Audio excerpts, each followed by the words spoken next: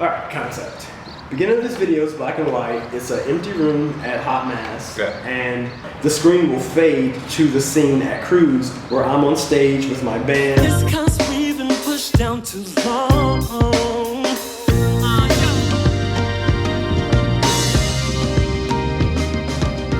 It was spring 2012, and I watched a movie called Prayers for Bobby with Ryan Kelly in it, and it was amazing.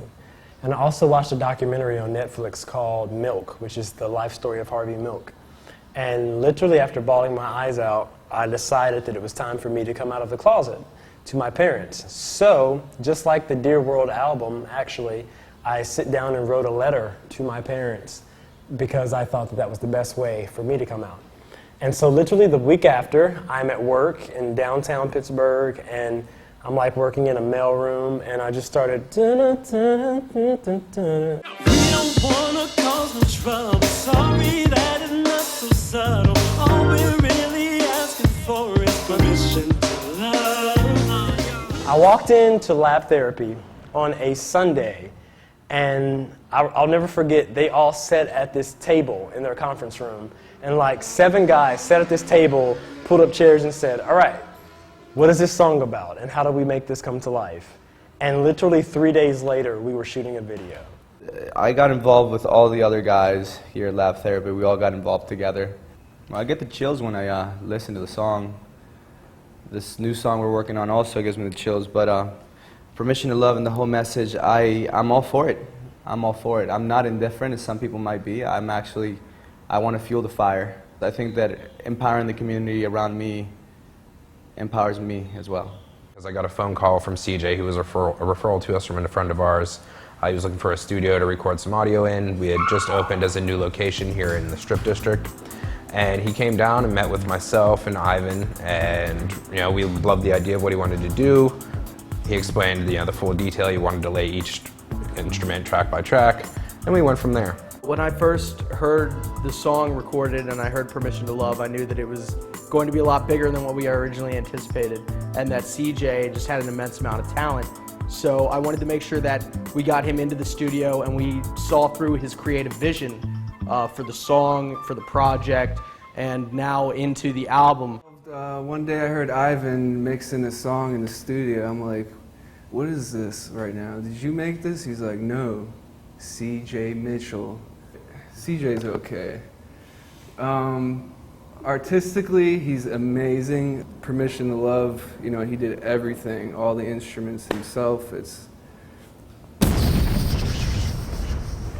I was an extra in the video. Played bass.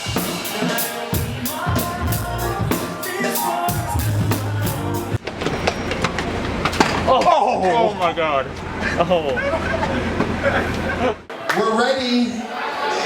Get me a damn ring from Tiffany, please. Thank you. It literally took me a year or two just to finish the whole concept of the song. I didn't finish writing the song until the day I walked into the studio to record it. But I recorded it because it was marking a huge period of my life that I was finally being honest with myself and who I was and what I wanted out of life. I could not be happier with what he put out. I've been working in music and entertainment for a lot of years, and it's not often that you find somebody that's willing to put themselves out there in a vulnerable position like this to take a stance for something that they really believe in. And there's a lot of respect that needs to go to him for that. When I was scrolling through YouTube one day, and I saw a video entitled If Money Were No Object by Alan Watts. And it blew me away. I remember watching this YouTube video like 3 times, and when it finally went off, I stopped and said, oh my gosh, I have to assess what I'm doing with my life. CJ, come up here for a second. Everybody, you all should, if you don't know this gentleman, this is the star of our video. He wrote the song Permission to Love, ladies and gentlemen. Show him some love. Pittsburgh crowd. All right, get back down there. Get ready. Get in place. They're going to yell at me. The recording process and the artistry that it takes to have a song is a lot bigger than people think. When you get in your car and you turn on Spotify or you turn on your radio, You cannot imagine what the person went through before that song got to your radio. And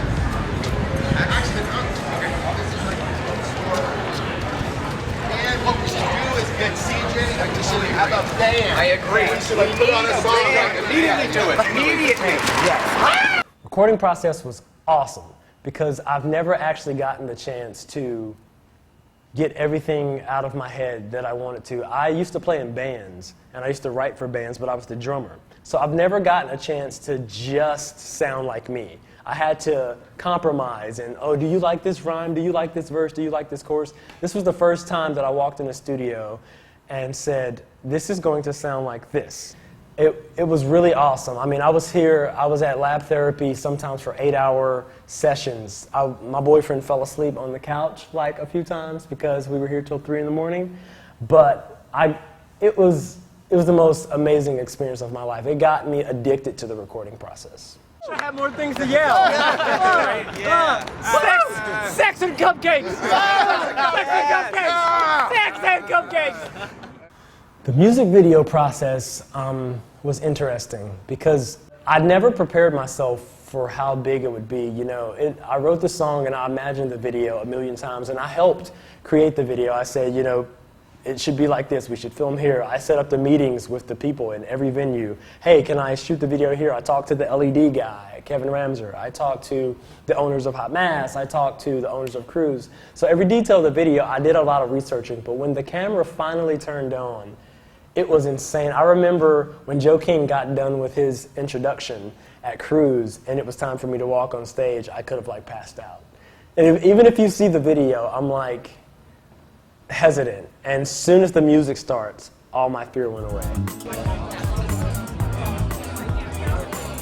The video debuted June 12th, 2014 at Splash. Splash is a huge pool party, very iconic pool party in Pittsburgh. And you know, I was blown away that I was even given permission to do it. And when I got there, there's 300 people running around, and they handed me the mic, and I almost passed out.